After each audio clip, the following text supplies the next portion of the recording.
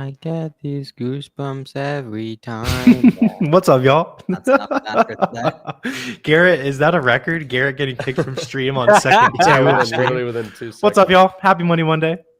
Excited to see you guys again. Is this the first one of the year? This first one of the Happy year. New First one of the Year. year. Yeah. Happy New Year, y'all. Of the year too, as well. Yeah. Absolutely excited for 2025 with Oh my all of you guys and everybody in chat. Excited Wow, to give us a nice. crush it. No. I'm about to hand out smoke after this on the court, though. That's for sure. And by smoke, you mean shoot a solid 30% from three. No. I mean, I'm gonna keep my teammates involved. 2 for sure. turnovers, 1 assist, maybe 2 rebounds if he gets lucky. Garrett forgets the one-on-one score too. That's for sure. Is Danny playing with you too? No, Wi-Fi doesn't play basketball anymore. He What's up, doesn't? Armand? NXT. Retired? Armand. What's up? Bro's golfing and shit. Yeah, is that 2017 Steph Curry? Yeah, cool. So yeah, good to see everyone here. Happy New Year as well. This is our second stream of the new year, first Money Monday. We do this every Monday, 5 p.m. Eastern. If you guys got questions about selling on Amazon, please let us know. We would love to help. And Warner and I have our first free masterclass of the year going down tomorrow night at 7 p.m. So make sure you get a register for that as well too. I'll put a link in the chat, link in the description. Right there's going to be about 90 minutes of the best free Amazon seller content out there by a mile. So you should definitely join up. Gianni, so you're saying when the distributor or brand asks what kind of company I am, do I just say that I'm a wholesaler? So I like to say that I'm a retail and distribution business owner. And I like to even sometimes say that I'm just the buyer for that retail or distribution business. So that's a good position there. Give yourself a demotion because it makes you sound bigger. Yeah. Being a buyer and because retail businesses have buyers, right? So it's legit. If you're getting reached out and they're like, "Oh, I'm the owner, CEO, buyer, marketer," they're like, Yeah. "What are you? What?" Yeah, part of the sales department, head of sales, sales Head of manager, HR, any of Accountant, bookkeeper. Yeah, you introduce yourself as every title you do in the business. them. I mean, that's why I tell people for like vendor shows and stuff, right? And there's not going to be many CEOs, owners, presidents, whatever, going to vendor shows and meeting and shaking hands, right? It's sales manager, whatever the case, account manager. What's up, Joe Mazan? What up, Joe? I said, God bless you, Corey. That's love. That's love. If so, what steps are taken to resolve? Perhaps a question that I hope no one has to deal with, but has anyone got an IP complaint? I mean, everyone runs into an IP complaint here and there. The key is to know how to proactively source to avoid them, right? So understanding that we're avoiding products that the brand is on. We're avoiding products that consistently have 1, 2, or 3 sellers. We're avoiding products where there's a heavy decline, like a vertical line decline in the offer count. Those sorts of things, right? Keep in mind the seller amp, caution, but not letting that completely dictate and derail your sourcing. But all those things are important to kind of like proactively sourcing to make sure your account's safe, right? Because your account's always going to be more valuable than the couple $100s that you could potentially make from a risky purchase. Keep that in mind. I think Steven was also saying it was on a book from Goodwill. So I had that happen one time, Steven. You can't really beat them. I just let it hang on the account. They'll fall off after 6 months. 6 months, yeah.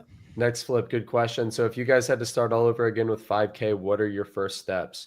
So me personally, I would probably take that 5K into my nearest Marshalls or TJ Maxx or Target or Walmart and start buying clearance products, retail arbitrage, and maybe talk to the managers of those stores and try to get in with them and maybe get some of those like backroom deals, get access to that stuff.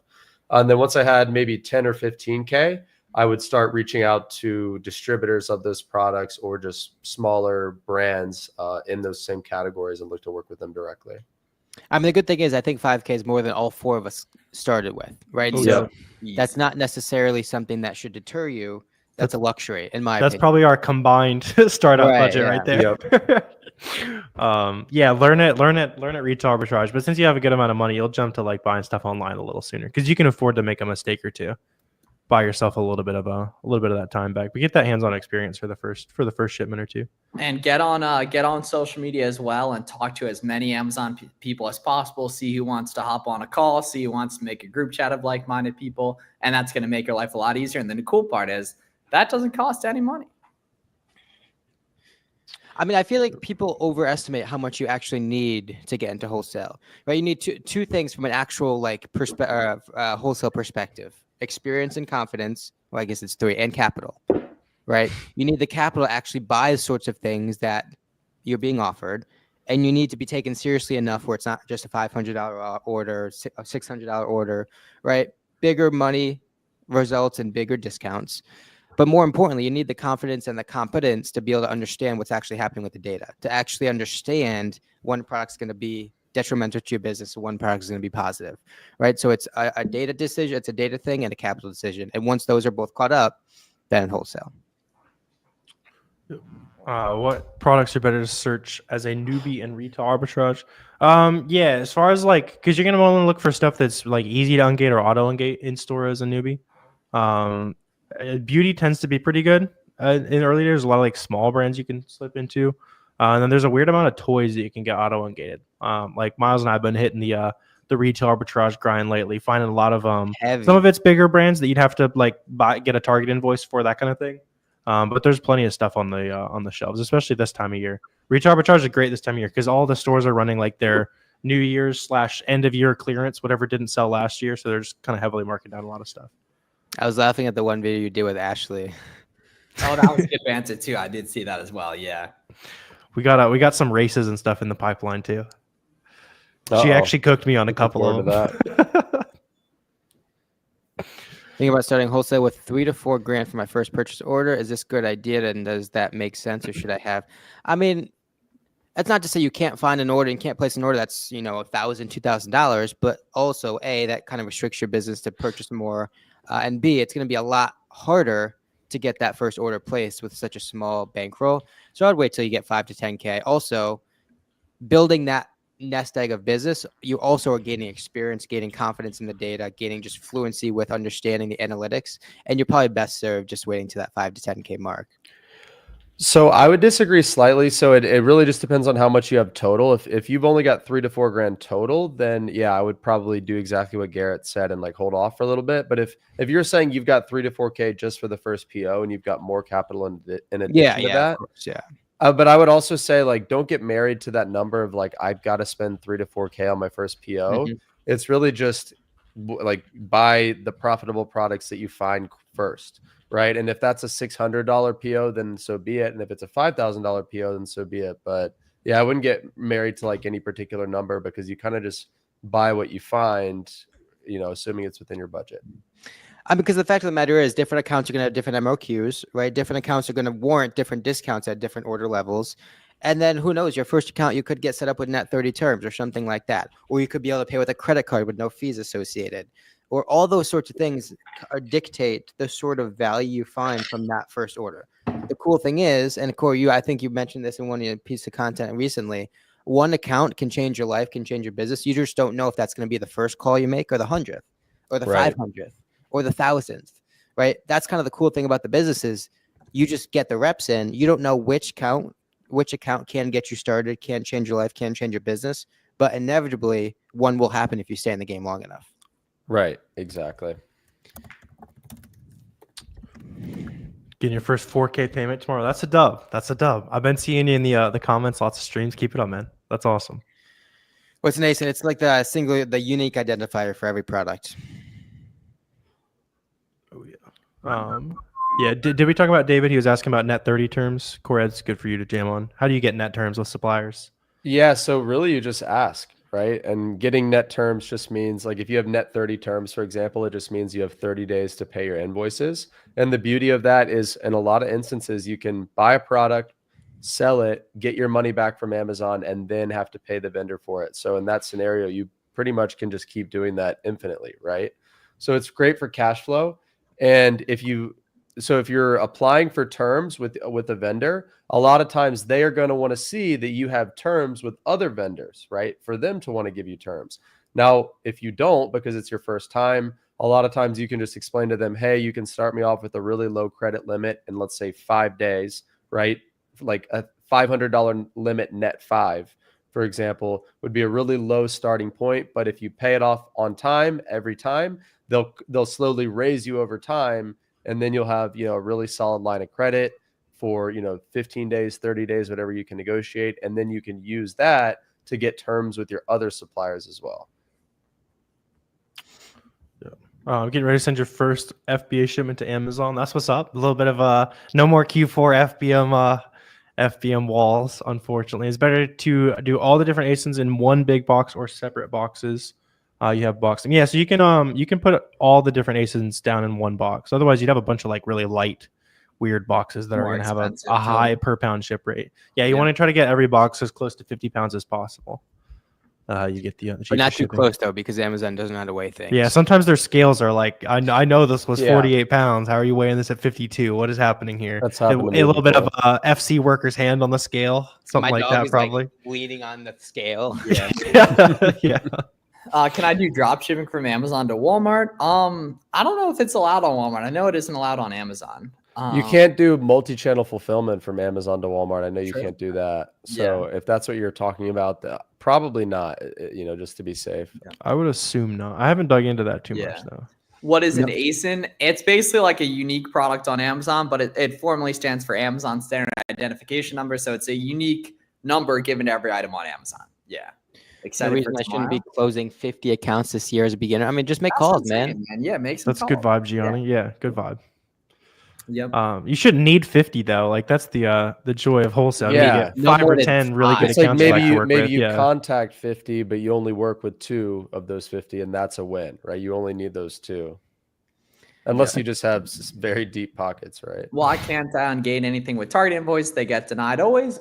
So yeah, I mean, there's lots of Target private label brands like Goodfellow, for example, which are gated. So we know that the only place we can buy those is going to be Target. So we know for a fact that Target does work. Keep submitting, make it as easy as possible for them to say yes, title it, brand _invoice_date, include all the purchase documentation, and they're going to approve you. Are there any issues with new multi-pack rules? So I wouldn't make any multi-packs. There's plenty of multi-packs that exist already, like a 2-pack, 3-pack, 4-pack, etc., that you can obviously just join the listing as you normally would. Cool thing there is all the data is already in front of you, right? So you'd source them as you typically would. But the other benefit to that is there's an inherent moat associated with those listings. A lot of people are just using scanners or just matching that product up to whatever comes up on SellerAmp or whatever they're using to source, and they're going to stop there, right? But if you're manually finding the 2-pack, the bundle, the toothbrush and toothpaste bundle that already exists, that Oral-B already issues, game on, right? So it's doing those sorts of extra steps that's going to generate a lot of extra cash for you and just moat your business a little bit more. Oh yeah, yeah. Just avoid any of those listings that are left for the brand is not like technically the right brand. Those are all going to get clipped if they're not already. Yep. Just got my seller account, SellerAmp, and keep it what the easiest way to start. And I mean, on gating, just buy stuff, man. Don't buy anything. I think this back when we started, I think that the general consensus was to just ungate a bunch of stuff. But now with ungating being super mainstream and easy, just start sourcing. We have tens of hours, hundreds of hours on all 4 of our YouTube channels. Start sourcing, identify some of the brands that we're talking about, some of the products that we're talking about, some of the processes that we're talking about, and just start to find products. And then just ungate as you find profitable stuff. Test buy 10 units, 15 units, use that receipt, submit it to Amazon, get ungated, and game on from there. Yeah, if a bunch of you guys put ones in the chat too, I'll put some like pretty much guaranteed auto ungate brands that you can get started selling this week as well. Give me some ones in the chat, and I'll put a bunch of those in the chat for you guys. Yeah, somebody was asking about AWD earlier. That's something I don't hear a lot of people talking about. Ken, unless you're doing like private label, it's probably not super useful. So it's basically like Amazon warehouses that aren't the fulfillment centers, and you can pay for them to process your stuff per box and then transfer it to a fulfillment center when you're ready for it, essentially. So if you are like a private label seller, you're buying like 10,000 units or something, you probably don't want to pay storage fees and all that. Slightly reduced at Amazon, you can ship it basically from them to FCs. So your question, as a beginner, wholesale budget 4K, how many ASINs should I look into purchasing? So we're going to rewire that thinking just a bit, right? So we should be thinking in terms of value the ASINs contribute to our business, right? Say $200, $300, $400, whatever that number is, set a minimum standard that an ASIN should be contributing to your business each and every month, and use that as like a line in the sand, yes or no indicator of whether you should onboard an ASIN or not, right? Because every ASIN inherently looks different. Some may sell 2 times a month at $50 a piece and generate you $100, while another may sell 25 times a month, generating you $4 a month, and that same $100 is still generated, right? So the actual ASIN quantity isn't as important as the value that those ASINs are contributing to your business, right? One ASIN, you may be able to sell 1,000 times a month at $2 a piece and earn $2,000 from that ASIN. But another person may have to onboard 50 ASINs to get that same number, right? So it all depends on the sorts of products you're finding. I want to start Amazon FBA. I'm trying to figure out how much will the startup cost be. Yeah, I have a full breakdown of the budget breakdown for beginners. If you just go to my free course, it's like 8 hours. I dropped it like 10 days ago. You guys should all watch that. And we'll break down a lot more of this stuff in detail too, with a lot of good examples. A lot of stuff we honestly don't share anywhere else for free at the free live class we got going down tomorrow night at 7 p.m. Eastern. So make sure you go ahead and get registered for that. If you can't make tomorrow live, get registered anyway at the link in the description, because you'll get notified of future live classes as well too. But seriously, if you guys haven't been to that yet, it's by far the best free Amazon content on the internet. You should totally tap in. How can you tell a legitimate prep center from an amateur or personal garage prep? By asking Twitter, asking your friends, asking who uses what prep center, what their experience was, interview 4 or 5 recommendations that you've gotten from people on Twitter, and then just pick one. Sometimes you want the garage prep center though. Like, I mean, facts, those might be the people that actually take care of you. Yeah. Yeah, but a lot of it too comes down to just asking the right questions. And one question that I always like to ask a prospective prep center is, who's going to be my point of contact? Who am I dealing with? And if they say, oh, that's our account executive so-and-so, then it's probably a big operation. But if it's the owner themselves that you're going to be communicating with, then it is probably a smaller mom and pop operation. And both of those offer pros and cons. It just depends on what you're looking for. So just keep that in mind. And then off the rip, if they tell you 24-hour turnaround, they're capping. There's no prep centers out there that are consistently delivering on 24-hour turnarounds. It's like 48 to 72 hours would be a pretty good expectation across the board. It is weird how many of them claim they have 24-hour turnaround. I mean, it's no like one's, facts. Now that I think about it, yeah, that's it's like not even possible, basically. What I think is pretty standard, and this was our turnaround, like this was our agreement with the prep center that we used to use, and they were a pretty big one, is it was 48 hours for anything I think under 2,000 units, and it was 72 hours max for anything over 2,000 units, and this was an FBA shipment. Right. So that means it could be, 50,000 units, and they guarantee it'll be prepped within 72 hours. So, even that heavy, that's crazy. That is very fast. Well, again, if stuff is going out like a week, I'm cool with that. Like if it's a week in and out, I'm cool. A week's a long time.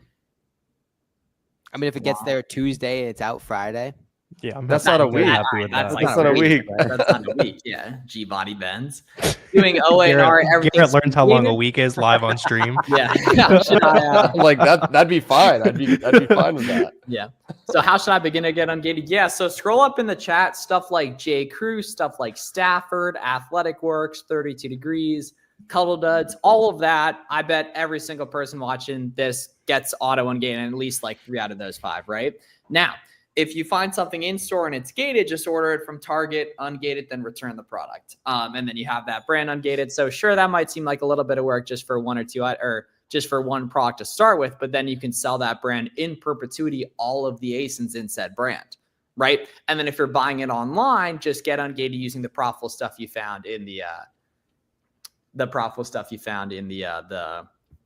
like that item. Yeah. Just use the 10 of that product. Start with just search auto ungated sourcing poopers. You'll see both of us sourcing some auto ungate brands, and then while you're waiting for a couple of ungates, you can always source those products right away.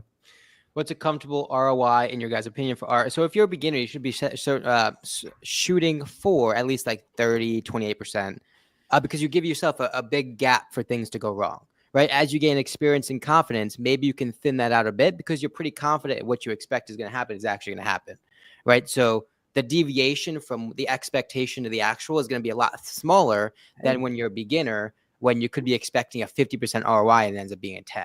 Garrett tapped into his dictionary bag this morning. This morning, we'll just wake up. Yeah.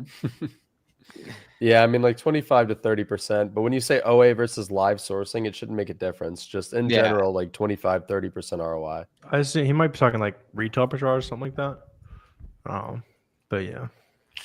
I have Target and Lowe's and even Yankee Candle. They are not taking invoice anymore because of the address and number not on the invoice. Nope, that is completely and utterly not true.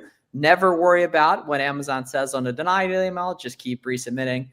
People wouldn't be able to sell these products if that was the case. Like no one would be selling them, Yeah.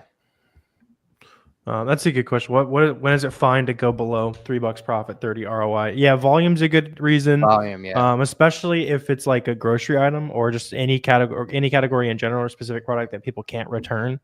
And there's no like extra cost you need to think of when it comes to that. But yeah, volume's the big one. The big thing is like if you're doing your own prep, you probably don't want to pick up items, put a sticker on it, put it in a box to make 80 cents, right? So just like, what is it worth it for you to pick up an item, put it in a box, put a sticker on it, that kind of thing. But then going back to what I was talking about, right? Set a standard for each product. It massively helps, right? Whether it's $500, $300, $700, whatever it is, set a standard, right? Because again, when you're sourcing, that creates a really good line in the sand that says this product is either good or bad, right? Because you can identify, yep, this product is generating $3 profit. It allows you to compare apples to apples to 7 other products that sell different amounts of times per month and have different amounts of profit generation, right? So it's, okay, $3 a month, $3 per unit. How many do I expect to sell? And then how does that number, whether it's $170 or $670, how does that compare to the other products that I'm seeing? And that will allow you to kind of decipher on a limited cash budget which products to buy and which ones to not buy. Got you. Cool. And remember, guys, if you haven't already, get registered for the free live class we got going out tomorrow at 7 p.m. Eastern. It's the best free Amazon content on the internet. You will not be disappointed. Yeah, we might even show off Garrett's jump shot on it. Now they're strict on the 100 units. I saw someone the meat is doing a lot of heavy lifting there, but ooh, dude, Corey. Oh, we just became the light just like flickered for a second. This is my jump shot. Darth. Oh yeah, oof. That's boozer-esque right there. Darth Wi-Fi. You hate Amazon but love it. That means you're probably an Amazon seller then. that's the nature of it, right? I'm trying to find a distributor with profitable products for the past 1.5 years. So if you were actually looking and doing things the right way, there's no way it would be taking you that long. So what exactly are you struggling with, right? Is it getting them on the phone? Is it getting the actual account opened? What has been taking you 1.5 years to do? Yeah, I mean, you should be able to solve that problem in a week at most. Yeah. You can solve that problem in an hour if you go hit Ross. You're just trying to sell something. Truth. I'll appreciate it if you guys have any suggestions. Yeah, just do arbitrage, man. That's gonna be way easier, especially if it's been 1.5 years. You know, do some online arbitrage. We gonna get you right. The cool thing is online arbitrage, right? Like certain products only come from certain websites, therefore, you know, they have to be good on that retailer. And then when you just figure out the tip or trick or two to make those items profitable, everything becomes good. It's one of the most. That's a good point. That's one of the most powerful theses of OA, right? If you can map a brand back to a site and you know the products are coming from that site, most of the game is solved for, right? Then you just figure out, like Miles was saying, how to get it cheaper, right? It's like there's hundreds of brands like that. Home Depot owns a bunch of brands. Walmart owns a bunch of brands. Costco owns a brand. Sam's Club owns a brand. That all those brands map back directly to a particular site, and then you go from there. And the cool thing is, if you can then find storefronts that are sourcing from those sorts of sites, well, then it's a gift that keeps on giving, right? Because now those stores are going to lead you to other products that site sells, and then you just keep iterating and iterating and iterating. The cool thing is a lot of store sellers that sell the same sorts of products hang out close together. So you may find on a Walgreens branded product or a Vitacost branded product, 6 other sellers that have that same product that have other Vitacost products that you hadn't seen before. And that's where OA sourcing becomes really, really easy. And I love the tip that you guys always say about calling customer service and asking them for a coupon code or asking them if there's some sort of discount that maybe isn't offered to the general public. I feel like that can go such a long way. And that could lead to potentially a wholesale account with that website, right? With that retailer. Like that's not unheard of to be able to buy at wholesale from some of these websites and some of these, you know, these sites that people are doing online arbitrage on and getting even a deeper discount. 100%. Last IP complaint was in 2022. Is it safe to sell? Yeah, good question. Probably if you see a lot of third-party sellers on it, check a few of the other listings and see if like the brand hopped onto any of those or those have like low seller count or recent IPs. But it's probably safe. I've seen some of those before. Yes, you can just go to any of those Auto One Gate brands we mentioned, right? J. Crew, Cuddle Duds, Athletic Works, Stafford, 32 Degrees, Pampered Chef for a lot of people too. And storefronts stock those sellers, and you'll find a lot of other Auto One Gate brands in those seller storefronts because those people have other auto and gate brands in general. If they could find one, they could probably find multiple. You can too. When you call customer service, do you say you're a business to get the coupon codes? Just ask if they have any new member 10% off codes or something. A lot of times you'll scroll down and see them on the bottom, but like ask if they have any coupons or specials running or something like that. And as you'll get hip to certain sites, like what the key phrase is to signify that rep for you to give them, for them to give you a discount, right? We talk about competitive advantages. That's a major one. Just really being and knowing what's going on under the hood of a specific site. What order quantities don't get canceled, right? How many orders can you place? What kind of cadence you need to not get canceled, right? What to say to customer service to get that 10% off code that no one else can get to now make a whole ton of stuff profitable that other people aren't. All those sorts of things you find out by iteration, right? By iteration. Miles and I used to order a ton from Lululemon back in the day. And we found out by hours of ordering that, what was it, 3 units per order that they didn't cancel. You couldn't do 4, you had to do 3. And then with that number, you order as much as you want. So those little things you just develop a toolbox of, and that kind of superpowers your OA sourcing. So this person asks, if Amazon is on the listing as a seller, those are wholesale products to stay away from, right? So not necessarily. So we've competed with Amazon on tons of listings over the years. And as long as Amazon's sharing, still do. As long as Amazon is sharing the buy box, which you can see in the data tab in Keepa, then it's fair game. They're just like any other seller, as long as they're sharing the buy box. A lot of times they don't share the buy box, in which case we will not compete with them. You're right. But even still, right, keep in mind that Keepa is not a to the second tool, right? So there's products where it appears that Amazon is 100% in the buy box, but you see the offer count going up and down, right? And there's only one way for the offer count to be oscillating up and down and consistently oscillating up and down, and that's people are selling, right? And so Amazon can recognize that Amazon's in the buy box in Pennsylvania, but there's 40-something states that people are buying from actively where Amazon might not be in the buy box. So it's all, the offer count's always going to be the single source of truth for IP complaints, for consistency in pricing, and then ultimately for kind of buy box differentiation as well. Yep. No, Gianni, just use SellerAmp instead of that. Yeah, SellerAmp. If you guys already haven't gotten 2-week free trial of SellerAmp, 2-week free trial of Boxem, keep a subscription. That's all you guys need to get going. We got the free live class going down tomorrow night, 7 p.m. Eastern. Got an 8-hour free course on my channel. You guys should check out too. And no excuse not to build a profitable side hustle in 2025, guys. Well, you might even end up like Garrett. Once you sell a product, do you go back to the charts? Good looking, rich. Yeah, I know. That was horrible. Wait, so Willie, that's a really good question. Yeah. That's a really good question.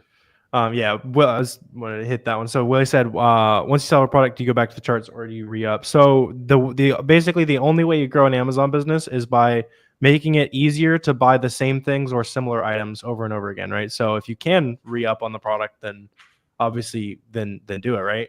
If you're talking wholesale, it's probably going to be, toss an email. Maybe you got to wait until they get another order from their supplier or something, or you can get it again. With online arbitrage, the best products, it's going to be like a certain sales cycle rolls back around. Certain 25% off code, and you can stack a catch-all, or 2 coupons you can stack together, that kind of thing, right?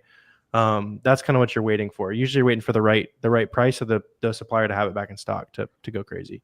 And one more point about that too, just real quick. So when we're deciding whether or not to replenish an ASIN, usually what I'm doing is I'm looking at the listing, I'm looking at the Keepa again, and I'm saying, is the new offer count going up all of a sudden, right? Because if all of a sudden there's a bunch of new sellers on the listing, the price is going to tank.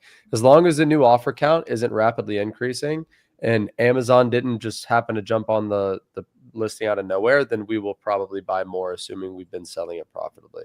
Buy box is still intact, things like that. Yeah. Yep. Because, there's not the buy box being suppressed. That can completely crush a listing, guys, right? The buy box is very, very, very important in terms of consistency and velocity, as well as consistency and price. But that's not to say, though, there's some great moving listings that do have no buy box, right? Right. And how you're going to tell if something's moving, regardless of whether there's a buy box or not, it's going to be the offer count movement, aka the bottom Keepa chart that shows the new offer count. If there's a lot of wiggle, a lot of action on it, people are making money on it. Yep. A couple questions about the 100 auto engage. Just you can try 10 unit invoices. I've been ripping them and they've been working, so no worries. And if they do want to see 100, then just get a good amount of profitable stuff. You'll be good to go. Make a video on transparency programs. So transparency codes are like little small barcodes that the brand is going to put on the items if they know it's being sold on Amazon. So typically you're only going to have those if you're buying from the supplier or someone who knows you're going to sell them on Amazon. But you can check the actual item and see if it has you can like just Google like a transparency barcode. You'll see what it looks like. And you can make sure your items have those on there. I'm only sourcing things under 50K BSR because I want to scale faster. Is that a good? Yeah, 100%. Right. For beginners, it's more important to index on velocity as opposed to profit, right? Because the worst case scenario is something theoretically sells for $70 per unit, but it doesn't sell, right? You can swallow a bad decision that's already indexed on velocity way more than something that's indexed on profit, right? Because if it sells and it just doesn't sell for as much as you wanted, that's fine. You iterate, you learn, and keep it moving. But if something's stuck in FBA not selling, theoretical profit is useless, right? So focus on velocity. Obviously, you need to be sourcing profitable stuff, but like as long as things are selling, even if it's not to the number that you want, you're still growing as a business. Cool. I appreciate everyone tapping in today. Glad Revelation's been slapping coffee too, as well. We got the free class going out tomorrow night, 7 p.m. Eastern. It's best free Amazon content on the internet. Join us for an excellent 90 minutes to help you kick off your 2025 and find success in record time. Whether you're a newer seller or a seller looking to scale your existing business, we give away a ton of free game we don't share anywhere else. So make sure you guys get registered for that. Get your free trial of Seller Amp if you haven't already and get rock and rolling the stuff. All these guys got tons of videos on YouTube. You can go ahead and watch. We do Monday every 5 p.m. Eastern, where we can put you guys on, answer any questions y'all got.